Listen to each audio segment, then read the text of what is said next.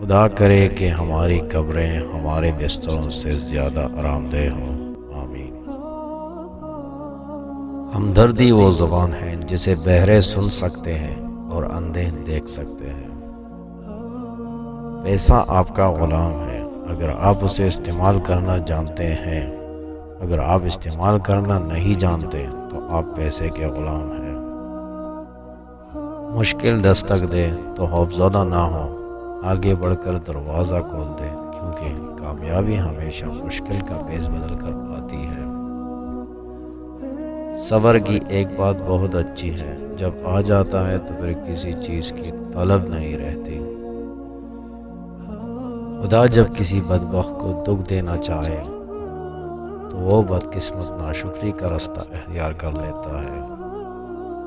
کسی کو اس کی ذات اور لباس کی وجہ سے حقیر نہ سمجھنا، کیونکہ تمہیں دینے والا اور اس کو دینے والا ایک ہی ہے۔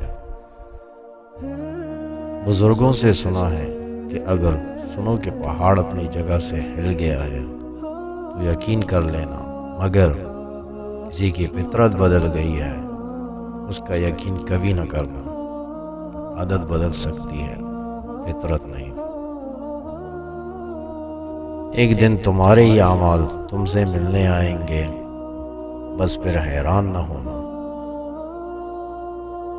جب تمہاری زندگی اور تمہارے لیے اچھے برے کا فیصلہ کرنے والا اللہ ہے تو تم مطمئن رہو، وہ تمہیں مایوس نہیں کرے گا۔